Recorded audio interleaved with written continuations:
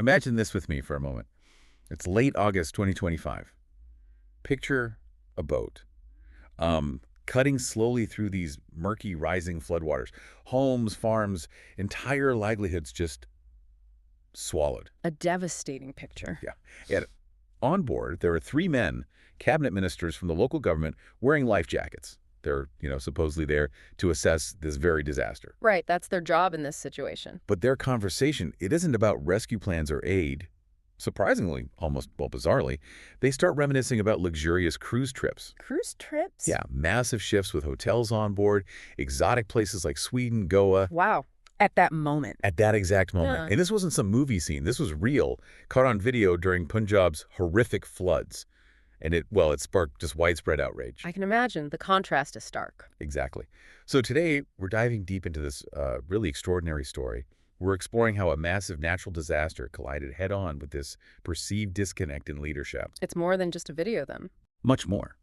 It's about the huge impact of these events, what we expect from our leaders, and the sheer power of public reaction when those expectations aren't met. Okay. Our mission here is to connect all these threads, help you understand this complex situation clearly, deeply.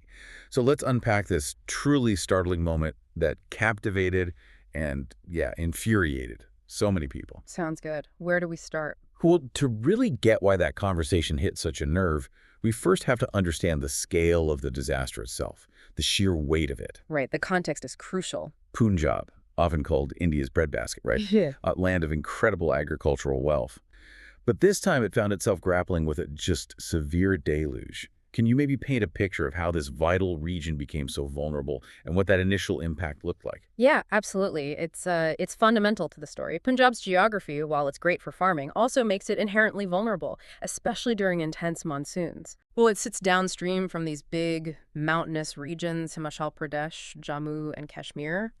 So when those upstream areas get the kind of intense, erratic monsoon rains we saw in late August 2025, Which they did. which they certainly did, it's basically like a massive tap opening directly onto Punjab's flat plains. The water just doesn't have anywhere else to go. It floods outwards. And we saw that happen with devastating clarity, didn't we? We really did. Major rivers, the Sutlej, the Bees, the Ravi, they just swelled far beyond their banks. They turned these normally peaceful landscapes into, raging torrents. We're talking about 8 districts, places like Tarn Taran, Firozapur, Kapurthala, Jalandhar, seeing over 100 villages completely swamped. 100 villages. Yeah, and water levels in some spots rose right up to the rooftops. It literally transformed bustling farmlands into these vast, desolate lakes. The images coming out were just heartbreaking. And the human cost, the economic cost, must have been absolutely staggering. When you say vast lakes, I just picture homes underwater, livelihoods just washed away. That's exactly it. For a region so dependent on agriculture, the damage was, catastrophic. Ruined harvests, wheat, rice homes damaged, sometimes completely destroyed, countless families displaced. And the animals. Livestock, too, which are a critical lifeline for so many rural households. Many drowned or were just swept away. Roads became impassable rivers, Cutting people off. completely cutting off access to essentials. Food, medicine, clean water. You have to try and imagine families wading through chest-deep water, kids missing school, elderly people struggling without power or basic sanitation. It's a total disruption of life. What's striking here, though, is that this isn't just a one-off, is it? We seem to be seeing a pattern. It feels like more than just a particularly bad monsoon. You're absolutely right to pick up on that. This isn't some freak event, and that's a really key insight here. These floods are deeply connected to shifting climate patterns. Climate change. Yes, the monsoon rains are becoming far more erratic, much more intense across South Asia. There was actually a 2024 IPCC report that specifically highlighted this region's increased vulnerability. Right. But it's not just the climate, It's complex. You also have the impact of deforestation up in the hills, which increases runoff. Then there's sometimes poor dam management practices and also urban encroachment onto riverbeds, squeezing the rivers. So a combination of factors. Exactly. These factors combine, and they transform what might be a natural weather event into a full-blown recurring disaster. Right. We only need to look back to 2023. Similar floods then caused billions in losses. It really shows the pattern we're talking about. It's a multi-layered problem. Okay, so against this truly devastating backdrop, communities literally underwater, lives turned upside down. Now we need to zoom in on that specific incident, the one that ignited such fury. Can you take us to that moment, August 29th, 2025, in Tarn Taran district? Right, so it's August 29th, a critical day, and they're in Tarn Taran, one of the hardest hit districts. You've got 3 cabinet ministers from the AAP-led government. That's the governing party. Yes. Harbhajan Singh, who's in charge of public works, Barinder Kumar Goyal from Water Resources, and Laljit Singh Bhullar, the transport minister. They're on an official boat tour. Dressed for the part, I understand. Yeah, they're wearing life jackets, the whole setup. Ostensibly, they're there to oversee relief operations. Everything about the scene just screams crisis management. And it was during this official tour that this 27-second video clip emerged. I remember seeing it explode online. What exactly did that clip capture? Well, the clip, which apparently came from a live stream, it captured what many, many people saw as a moment of just profound insensitivity. Okay. You see Harbhajan Singh sharing a memory of a cruise he took, in Sweden, I think. He's describing it, saying something like, there was everything on the ship itself, hotel and all. While on a boat surrounded by floodwater. Precisely. Then Barinder Kumar Goyal jumps in, talking about similar experiences he had in Goa, and Laljit Singh Bhullar apparently adds some details about the luxuries on these ships. That's where it just gets, well, astonishing, isn't it? This casual chat about luxury holidays playing out against a backdrop of submerged villages, desperate people, urgent rescue efforts. It's like discussing a fancy meal while you're standing in a soup kitchen line. The timing, the context. Yeah. Just made that conversation incredibly jarring, profoundly off-key. Yeah. And what's fascinating, or maybe disturbing, is how quickly a moment like that can just shatter trust. Exactly, because this wasn't some private chat overheard, right? It was a public moment, captured, shared instantly. The disconnect it highlighted was just huge. Right. And it immediately sparked this firestorm of criticism. For people who'd lost everything, hearing their leaders, reminiscing about that kind of opulence right then and there, it must have felt like a real slap in the face. And the outrage wasn't quiet, was it? It was immediate, widespread. How did the video spread, and what were the reactions like? Oh, it spread like wildfire. Social media, instantly amplified, shared, debated. Opposition leaders, journalists, influencers, everyone picked it up. The views just soared. And the public feeling? It quickly coalesced around feelings of betrayal, anger. Opposition parties naturally jumped right on it. Pratap Singh Bajwa, the Punjab Congress leader, he posted the video on X, what used to be Twitter, with some pretty heavy sarcasm. Pointing out the contrast. Directly contrasting flood victims begging for water with ministers chatting about luxury. The BJP's Tarun Shu also slammed the government, basically asking, were you given power to tell luxury tales or to actually solve problems and help people? That's a powerful hit, especially considering the Aam Aadmi Party, the AAP.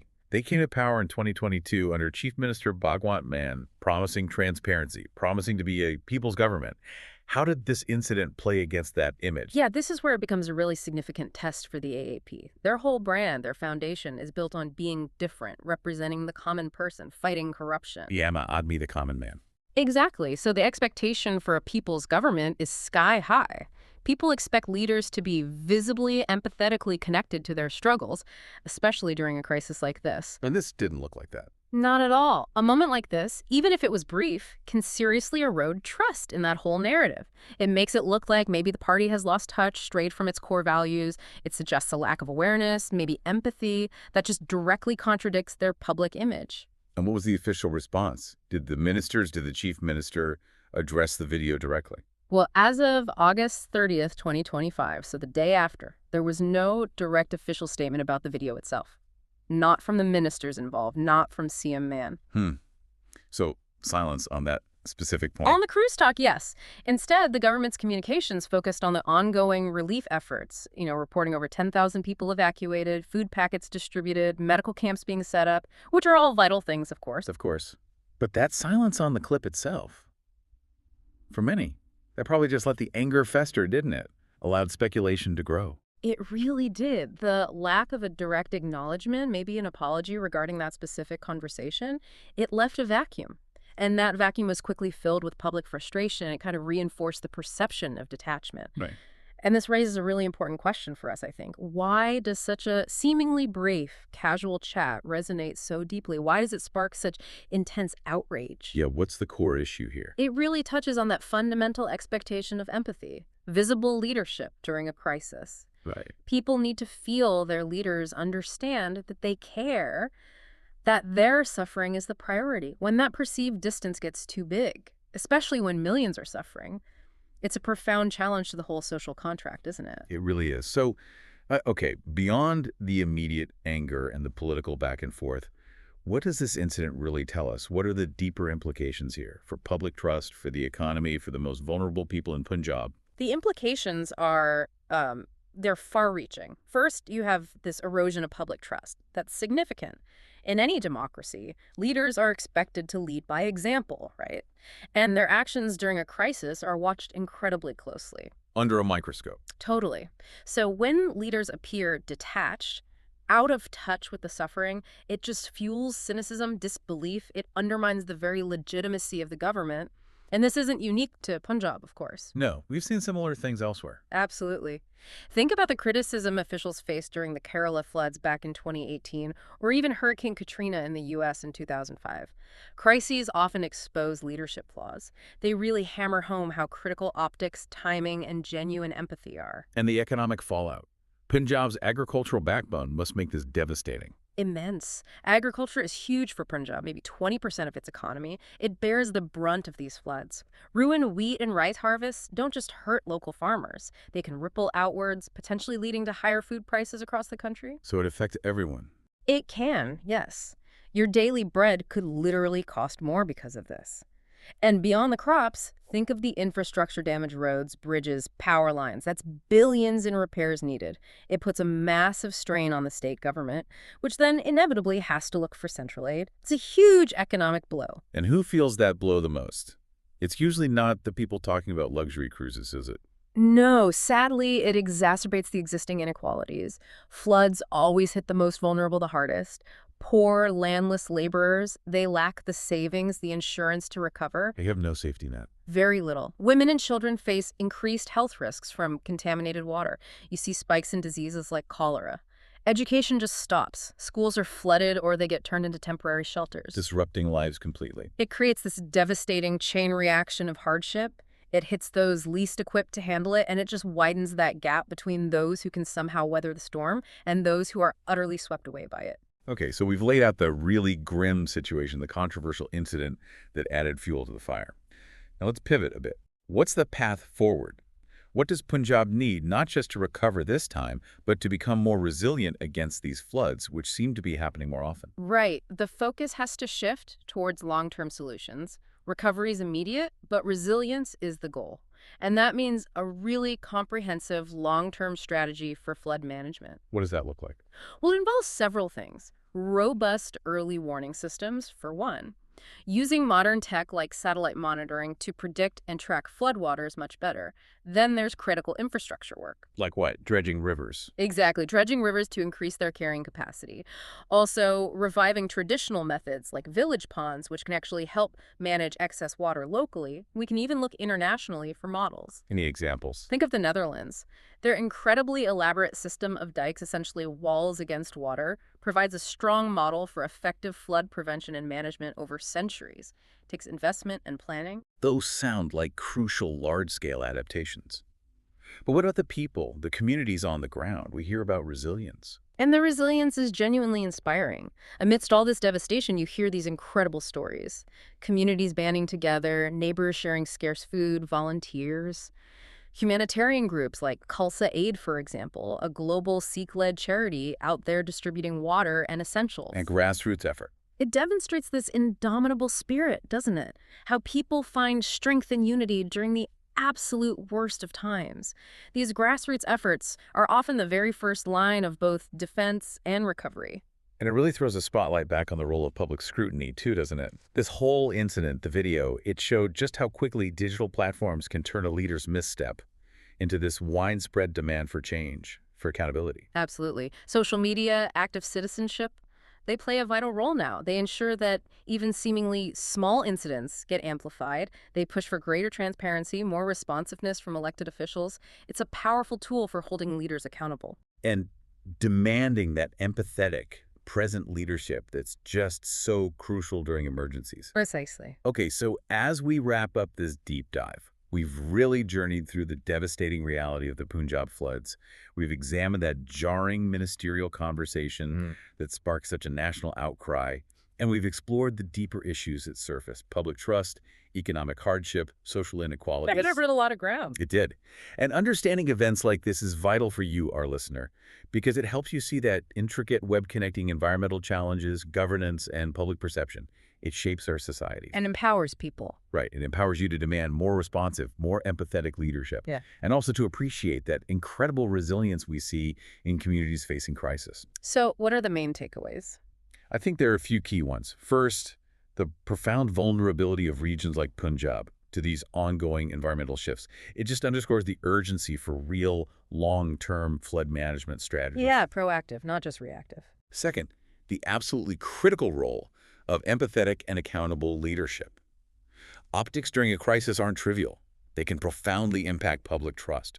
What leaders do and say matters immensely. Visibility and connection are key. And finally, the undeniable power of an engaged public, amplified by social media, in holding those leaders to account. It's a check and balance. A necessary one. So as Punjab starts that long, hard journey of rebuilding, maybe the most critical question for all of us isn't just what our leaders say in times of crisis. But what their actions communicate. Exactly. What their presence and their priorities truly communicate.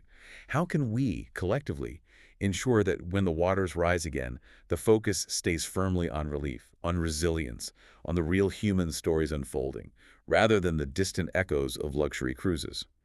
That's a question worth pondering. It is. And it's a deep dive worth carrying forward into our own reflections.